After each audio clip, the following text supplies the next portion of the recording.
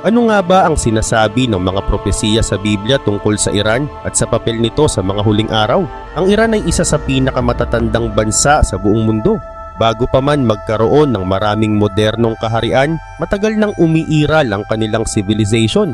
At sa Biblia, ang bansang kilala natin ngayon bilang Iran ay dating tinatawag na Persya o minsan ay Elam. Dahil dito hindi nakapagtataka na may ilang propesiya sa Biblia na direktang tumutukoy sa Iran, lalo na pagdating sa mga pangyayari sa huling mga araw. Sa kasalukuyan, madalas nating makita ang Iran sa balita. Isang bansang patuloy na naghahanap ng makapangyarihang armas, may mga usapin tungkol sa posibleng nuclear weapons, lantaran ang mga banta laban sa Israel, at kasalukuyang dumaranas ng seryosong problema sa loob ng sarili nilang bansa. Dahil sa lahat ng ito, maraming Bible prophecy scholars ang masusing tumitingin sa mga propesiyang may kinalaman sa Iran. Naniniwala sila na ang mga nangyayari sa bansang ito ay hindi lang para sa mga tiga-Iran, kundi may epekto ito sa buong mundo. Sa video na ito makikita natin ang isang napakalalim na katotohanan. Ipapaliwanag ko sa inyo kung ano ang kahihinatnan ng Iran sa mga huling araw at ano ang sinasabi ng Biblia sa sasapitin ng bansang ito. Pero bago tayo magsimula, huwag kalimutang i-like ang video na ito. Malaking bagay na ito para sa aming mga content creator. Maraming salamat at ngayon simulan na natin.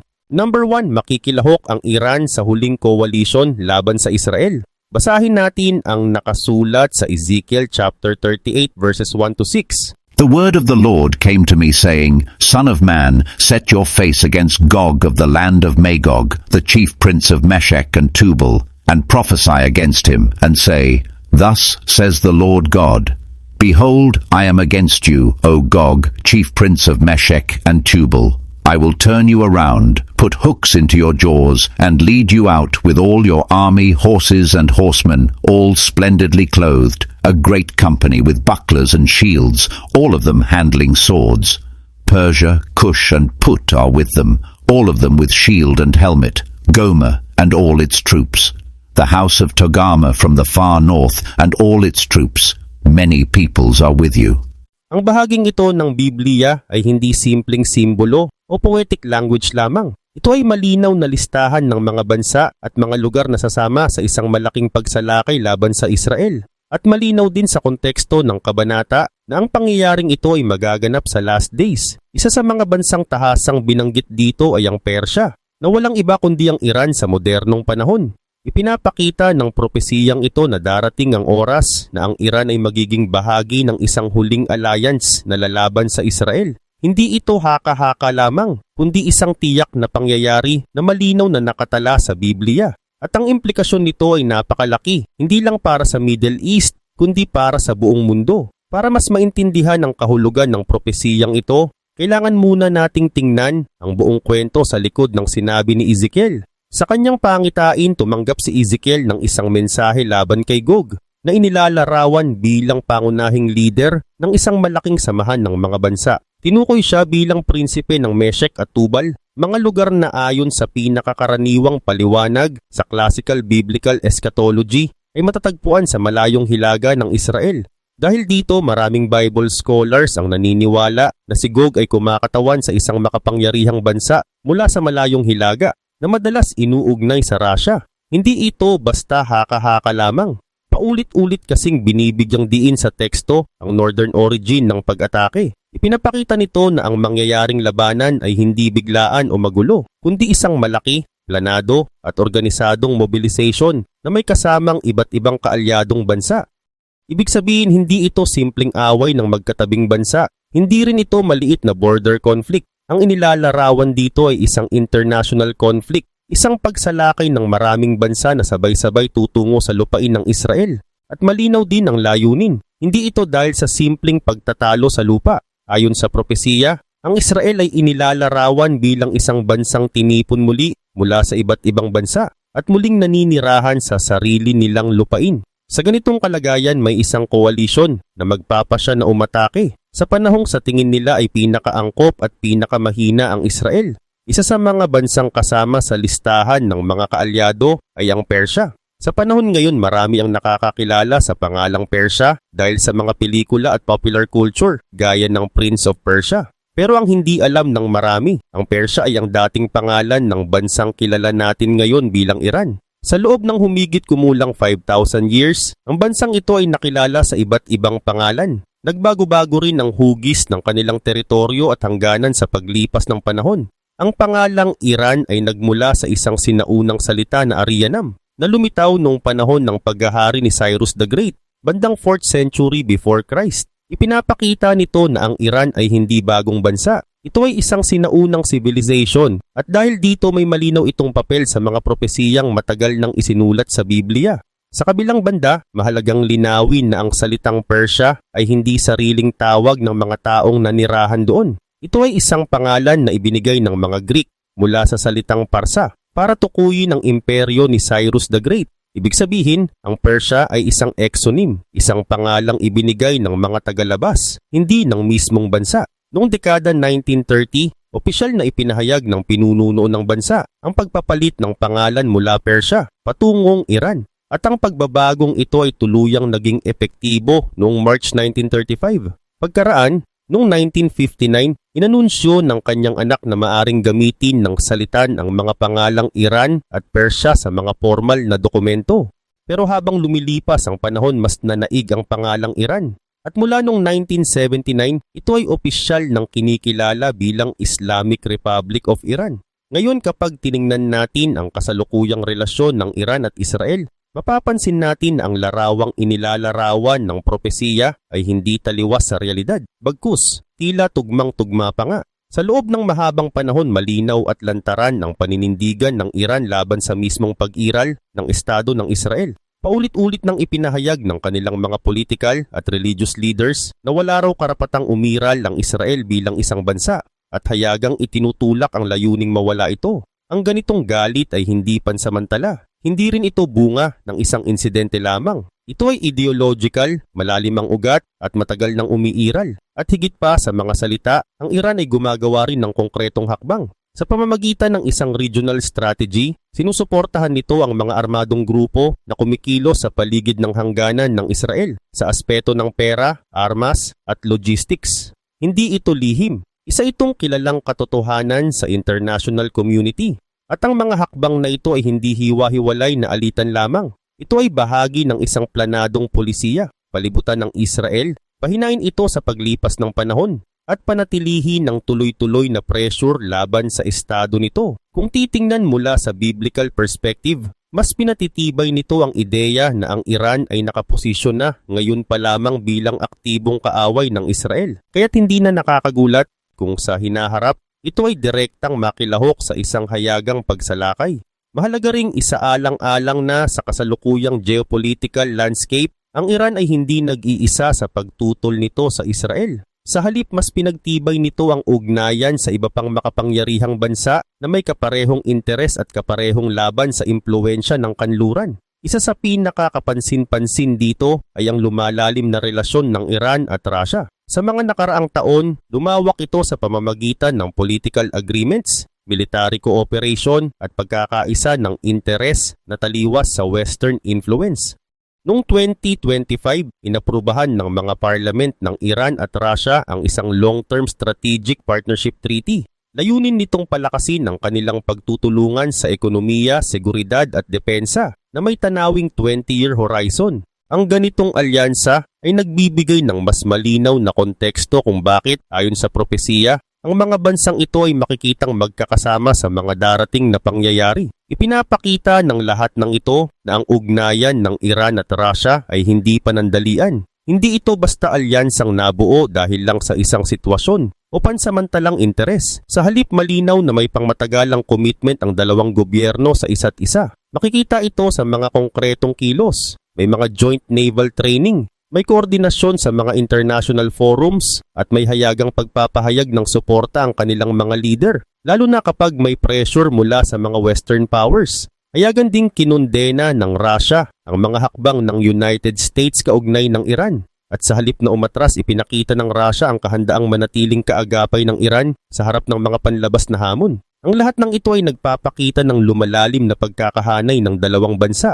Ang alyansang ito ay hindi lang nagpapalakas sa posisyon ng Iran laban sa Israel. Ipinapakita rin nito kung paano ang mga bansang may magkakatulad na interes ay maaaring magsama-sama bilang bahagi ng mas malaking global geopolitical bloc. Isang bagay na malinaw na umaayon sa larawan ng propesiya ni Ezekiel. Ngayon maraming Bible prophecy interpreters ang naniniwala na ang pagsalakay na inilalarawan sa Ezekiel chapters 38 at 39 kung saan kasali ang Iran laban sa Israel ay magaganap bago ang panahon ng tribulation at bago ang rapture ng church. Hindi ito basta opinyon lamang. Ang batayan ng pananaw na ito ay mismong mga detalye sa teksto ng Biblia. Matapos ang supernatural na pagkatalo ng invading coalition, sinasabi sa Ezekiel chapter 39 verse 9 na ang mga mamamayan ng Israel ay magsusunog ng mga armas ng kaaway sa loob ng 7 years. Samantala, ayon naman sa verse 12 ng parehong kabanata, ang mga bangkay ay ililibing sa loob ng 7 months upang linisin ang lupain. Ang dalawang detalyeng ito ay mahalaga. Ipinapakita nito na matapos ang pagsalakay, ang Israel ay magkakaroon ng stability, kontrol sa teritoryo, at kakayahang magsagawa ng mahahabang national operations. Kung ia-apply ito sa eschatological interpretation na tumutukoy sa tribulation bilang panahon ng pandaigdigang kaguluhan, kung saan nangingibabaw ang Antichrist at matindi ang pag-uusig sa Israel, lalo na sa huling 3.5 years, nagiging mahirap ipasok ang mga prosesong ito sa loob ng panahong iyon. Sa ikalawang kalahati ng tribulation, ang Israel ay nasa ilalim ng matinding pressure, direktang pag-uusig at political at religious control. Hindi ito tugma sa isang sitwasyon kung saan ang bansa ay may oras, lakas at kalayaan para magsagawa ng mga gawaing tulad ng paglilinis ng lupain at pagsunog ng armas sa loob ng mahabang panahon. Dagdag pa rito, ang propesiya ni Ezekiel ay nagpapakita ng Israel bilang nagtagumpay at iniingatan, hindi bilang isang bansang agad na nasakop ng Antichrist. Sa kabaligtaran, malinaw sa iba pang prophetic passages na sa panahon ng tribulation, ang Israel ay dadaan sa pinakamatinding pang-aapi sa kasaysayan nito. Dahil dito maraming naniniwala na ang pagsalakay ni Gog at ng kanyang mga kaalyado ay magaganap bago ang panahong iyon ng ganap na paghahari.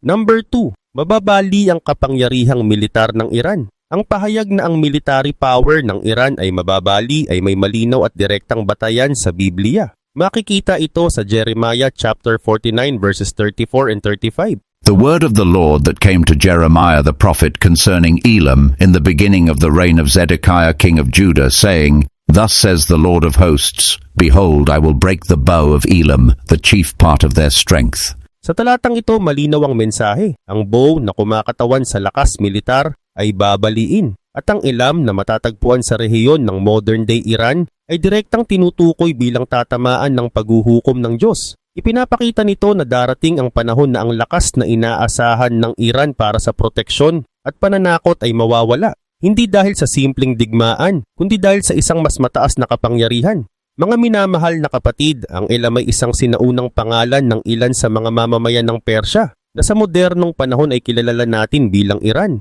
Kaya sa bahaging ito ng kasulatan, malinaw na tumatanggap ang propeta ng isang tiyak at direktang salita ng paghuhukom laban sa Iran. Hindi malabo ang pahayag. Sinasabi mismo ng Diyos na siya ang kikilos laban sa lakas militar ng bansang ito. I will break the bow of Elam, the chief part of their strength.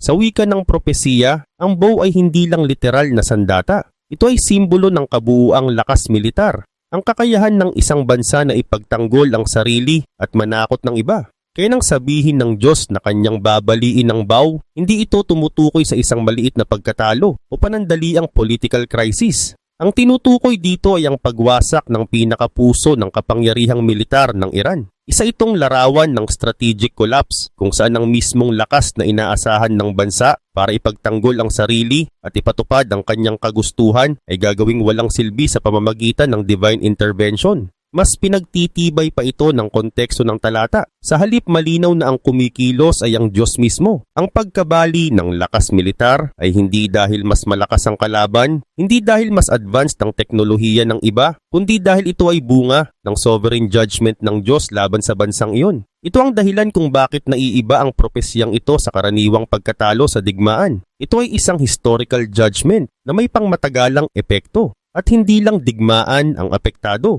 Ipinagpapatuloy ng teksto ang paglalarawan ng mga bunga nito, kalituhan, kaguluhan at takot sa hanay ng mga namumuno. at ng mamamayan. Ipinapakita nito na ang pagbagsak ng lakas militar ay sasabayan ng political at social destabilization. Kapag nawalan ng military power ang isang bansa, nawawala rin ang kakayahan nitong magpakita ng impluensya sa rehiyon, takutin ng mga kalaban at panatilihin ang mga alyansang nakabatay sa lakas. Kaya ang ipinapakita ng propesiya ay hindi pansamantalang paghina, kundi isang malalim at struktural na pagbagsak. Maraming Bible interpreters ang naniniwala na ang pagbali ng military power ng Iran na binanggit sa Jeremiah ay konektado sa mga pangyayaring inilarawan sa Ezekiel chapters 38 and 39, kung saan ang Iran ay bahagi ng isang koalisyon na lalaban sa Israel at matatalo sa isang supernatural na paraan. Sa ganitong senaryo, ang paghuhukom ng Diyos laban sa koalisyon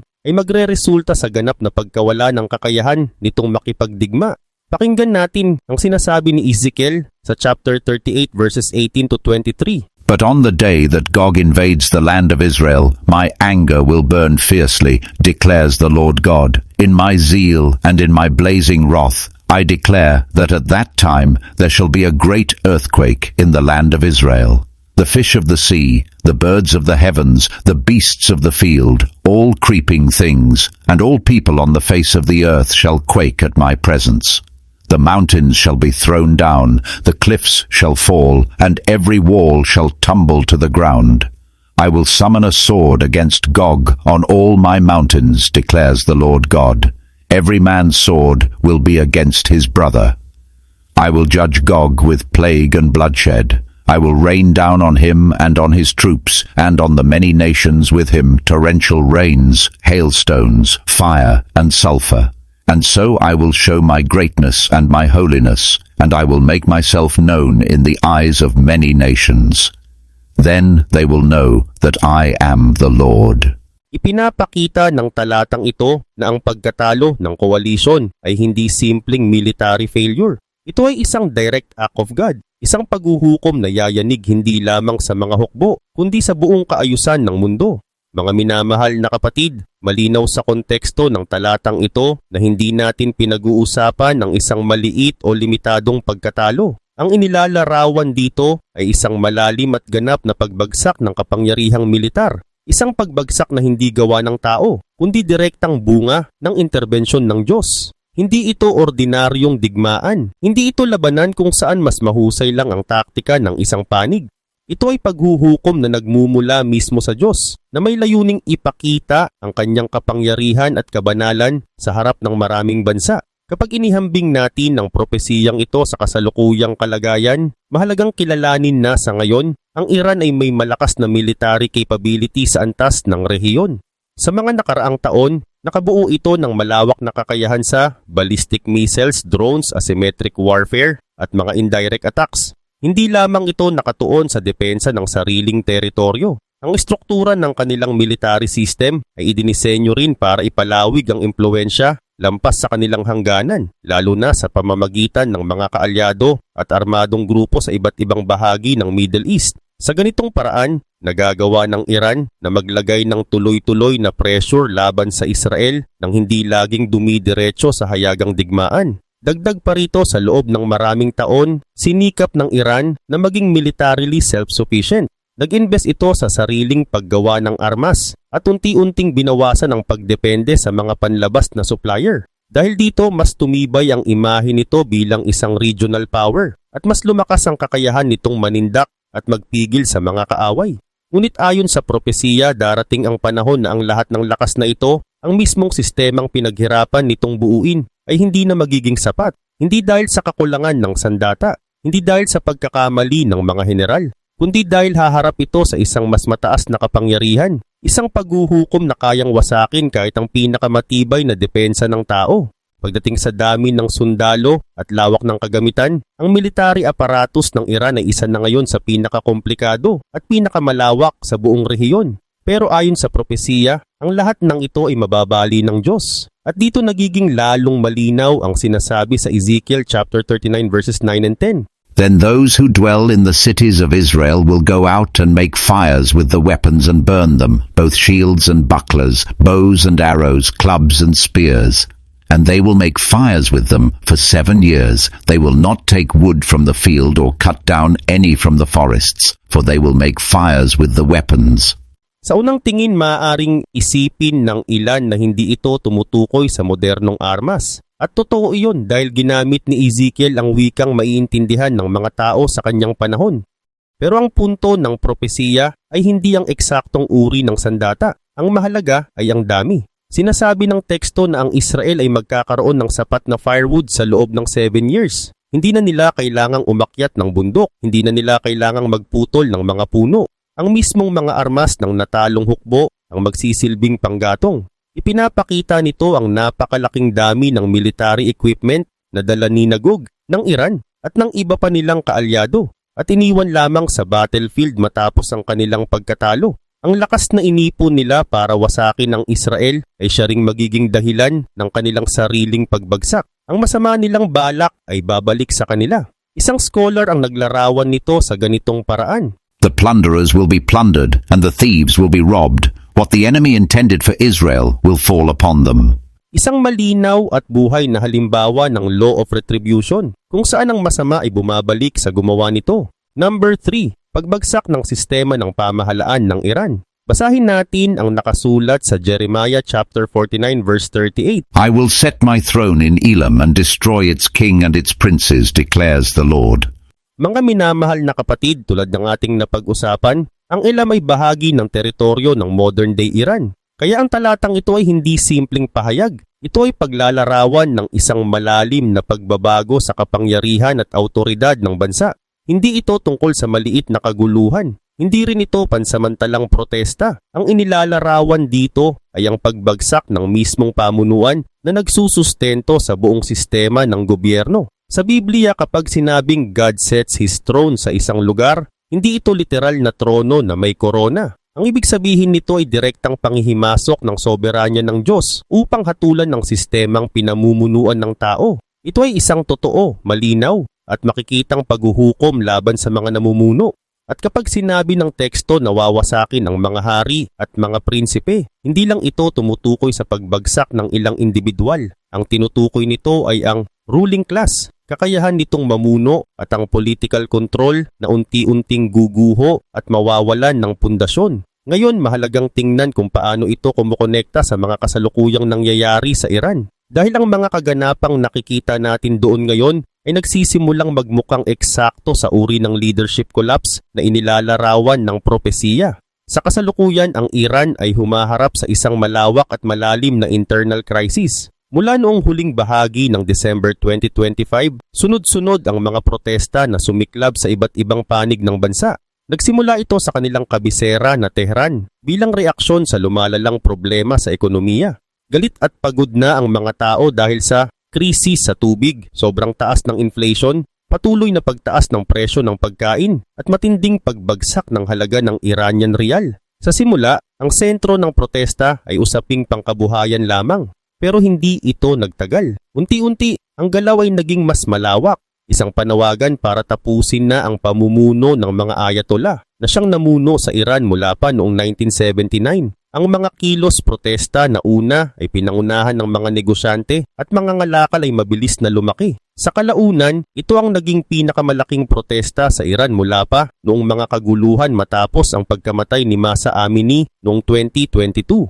Habang tumitindi ang mga demonstrasyon, tumugon ang gobyerno sa pamamagitan ng malawakang internet blackout at mas agresibong hakbang ng mga security forces ng Islamic Republic. Sa kabila ng blackout, nagsimulang lumabas ang maraming ulat tungkol sa mass killings at marahas na pagsupil sa mga nagpoprotesta. Kung titingnan ito mula sa biblical eschatological perspective, malinaw na umaayon ito sa larawan ng isang sistema ng pamahalaan na unti-unting nawawalan ng kakayahang kontrolin ang sarili nitong mamamayan at nawawalan na rin ng lehitimong autoridad sa mata ng mga tao. Ito ang maaaring unawain bilang modernong anyo ng sinabi ni Jeremiah na destroying kings and princes. Hindi detalyado ng propesiya kung paano eksaktong mangyayari ang pagbagsak. Hindi nito sinasabi kung ito ay sa pamamagitan ng digmaan, revolusyon o panlabas na interbensyon. Pero malinaw ang isang bagay, mayroong ganap na pagkasira ng sistemang may hawak ng kapangyarihan. Sa sinaunang panahon, may isang hari. Sa Iran ngayon, wala nang ganitong uri ng hari.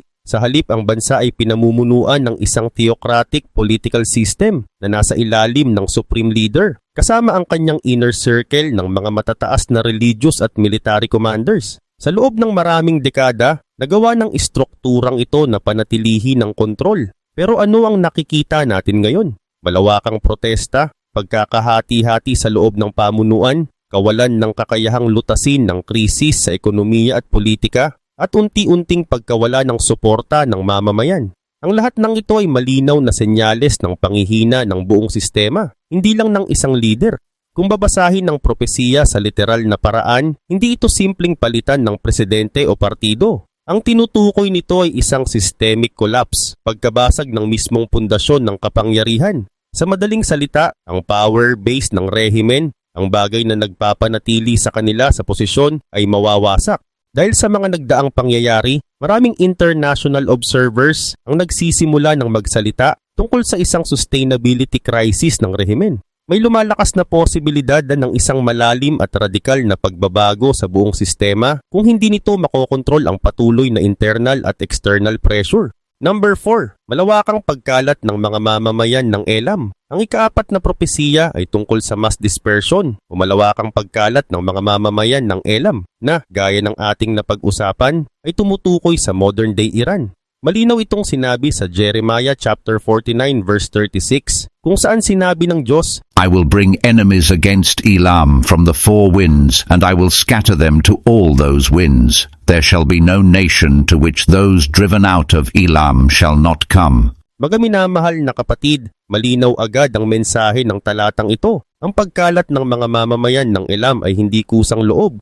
Hindi ito normal na migration. Ito ay direktang bunga ng pag-atake ng mga kaaway. At pansinin natin, ang Diyos mismo ang nagsabing siya ang magdadala ng mga kaaway. Ibig sabihin, ito ay divine judgment na isinasagawa sa pamamagitan ng mga puwersang pantao. Kapag sinabi ng teksto na ang mga kaaway ay magmumula sa all sides, hindi ito tumutukoy sa iisang bansa lamang. Ipinapakita nito ang sabay-sabay at maraming pressure mula sa iba't ibang direksyon. Nagagawing halos imposible ang depensa ng bansa. Ang larawan dito ay malinaw. Ang Elam ay mapapaligiran, hihina at mawawalan ng kakayahang ipagtanggol ang sarili. At kapag bumagsak ang internal security, ang susunod na mangyayari ay malinaw din. I will scatter the people of Elam to the four winds. Sa wika ng Biblia, ang salitang scatter ay hindi maayos na paglipat. Ito ay pilitang paglikas, magulo at puno ng takot. Hindi umaalis ang mga tao dahil gusto nila. Umaalis sila dahil hindi na sila makapanatili sa sarili nilang lupain.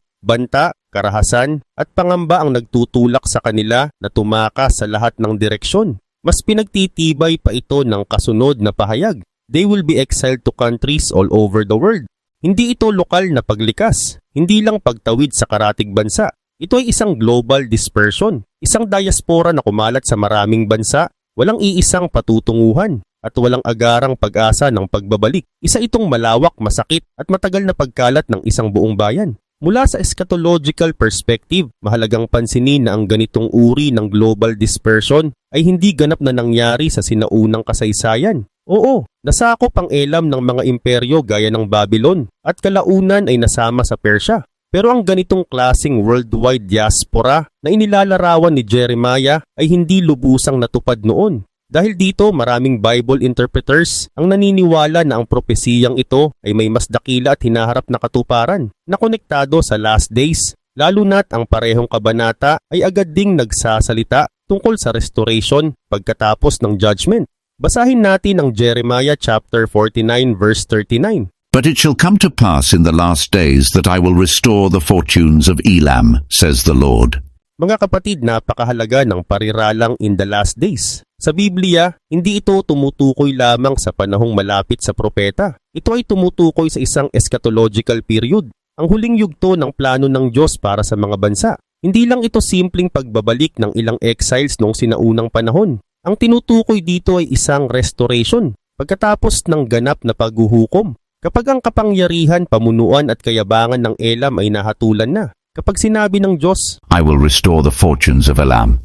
Malinaw ang mensahe. Ang pagkalat ay hindi permanente. Oo, ang mga tao ay ikinalat dahil sa judgment. pero hindi sila tuluyang iniwan. Ang salitang captives ay nagpapakita na ang pagkalat ay sapilitan, hindi voluntaryo. At ang pagbabalik ay hindi bunga ng political agreements o desisyon ng tao. Ito ay direktang gawa ng Diyos. Siya ang kikilos. Siya ang magbabalik. Siya ang magbubuklod muli. At pansinin din natin ito. Ang pangakong ito ay ibinigay sa Elam, isang non-Israelite nation.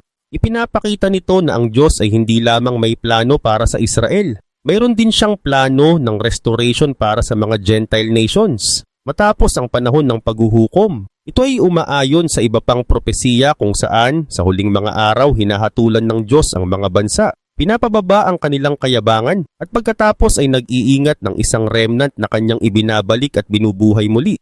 Mga minamahal na kapatid, kung titingnan natin ang lahat ng ito, ang mga nangyayari ngayon sa Iran ay napakalungkot at masakit panoorin. Pero alam natin ng isang mahalagang katotohanan. Ang Diyos na makapangyarihan ay may hawak pa rin ng bansang ito. At sa gitna ng karahasan at tila kawalan ng pag-asa, may tawag ang Diyos sa atin. Tayo ay tinatawag na umibig. Tayo ay tinatawag na manalangin. Ipanalangin natin na ang mga tao ng Iran at Israel ay makatagpo si Jesus Christ. At naway tayo rin ay maging bahagi ng pagtulong sa pamamagitan ng paninindigan, malasakit at mapitagan na pagsunod sa Diyos. Naway mangyari ang kalooban ng Diyos sa Israel, sa Iran at sa lahat ng bansa.